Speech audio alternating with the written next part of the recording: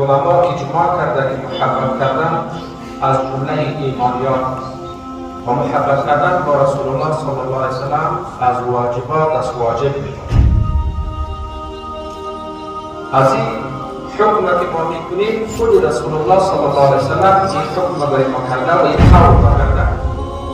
حضرت عبدالله ابن حشام، امام بخاری از عبدالله ابن حشام روایت میکنند، میگوید که رسول الله صلی الله علیه و آله و سلم من و رسول الله صلی الله علیه و سلم در یک مجلس بودیم، در حالی که حضرت عمر رضی الله تعالی از دست رسول الله گرفته بود، از دست رسول الله محکم گرفته بود و بر رسول الله گفت یا رسول الله. حضرت عمر در رسول الله صلی الله علیه و سلم فرمودند یا رسول الله لأنت احب الی من کل شیء الا من نفسی.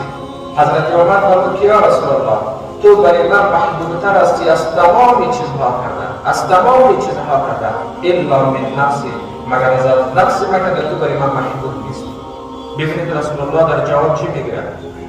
میگه لا والذی نفسی بیدی، قسم است مرا به ذات پروردگار تا آنکه من برای تو محبوب نشوم از تمام چیزها و حتی از نفست کرده برای تو محبوب نشوم لا یکمل ایمانم. یک قید علامه بدرالدین عینی در عمدة القاری نوشته کرده، یعنی ایمان تو تکمیل نمیشود. او انسانی که از هر چیز کرده، از دنیا و باقیها کرده، از نفس و جان و مالش کرده، رسول الله برای این محبوب نباشد، ایمان از این کامل نیست. پس در جواب رسول الله فرمود که در فکر شما مکی ها ما خود جانتون را قربان رسول الله میکنیم، اگر رسول الله بفرماید خود را فدایی میکنیم، استشهادی میکنیم، خود را قربان رسول الله میکنیم. پس فرمود حضرت عمر که لأنت احب الی من کل شیء من نفسی، تو برای من محبوب هستی، محبوبتر هستی از تمام چیزها کرده و حتی از نفس کرده هم محبوب هستی. رسول الله در جواب فرمود الآن یا عمر، حالا ایمان تو تکمیل شده یا عمر. دیون حدیث ایرم امام بخاری روایت کرده، حضرت ابو هریره رضی الله تعالی عنه میفرماید که رسول الله فرمود در قسم، در تاکید، رسول الله که در کلام قسم یاد کرده باشه این به منزله تاکید است که در این مسئله خیلی تاکید میکنه. رسول الله میگه قسم است مرا به ذات پروردگار که روح ما و جسم ما به ید قدرت و بلا کیف الله جل جلاله است. قسم است مرا به قدرت ذاتی یکی از شما مؤمن کامل شده نمیتونه، مؤمن کامل شده نمیتونه حتی اکون احب الیه، تا اینکه من درش محبوبتر نشوم. از چی چیزا رو کردم؟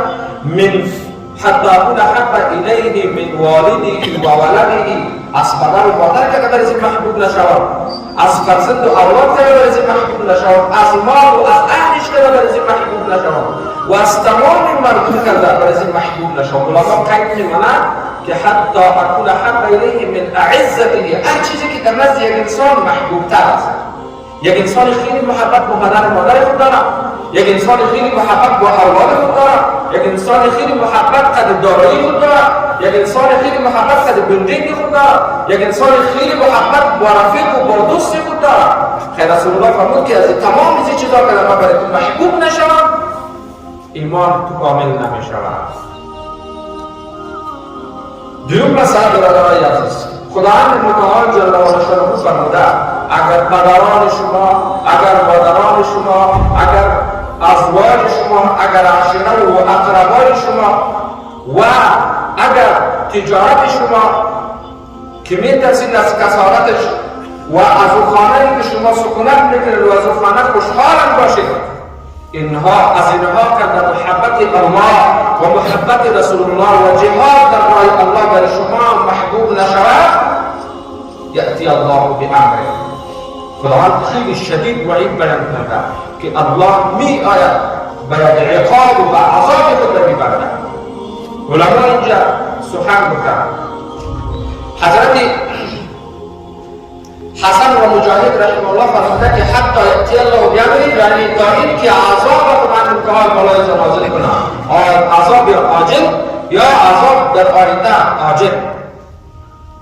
بعضی علما الوابس مخشری می‌فرماید که یک شدیدترین وعید پروردگار از در این آیه آیت شریف که در دیگر آیات‌ها ما را وعید نداره. سخت وعید الله جل جلاله برای کسی بیان کردن که برسو اولاد از رسول الله که محبوب باشد، برسو تجارت و دارایی، برسو قصد و بلدین، برسو رفیق و دوست، برسو پدر و مادر، دوست و رفیق برسو از رسول الله که محبوبتر باشد. دیگر این انتظار عذاب الله جل جلاله را میکشد.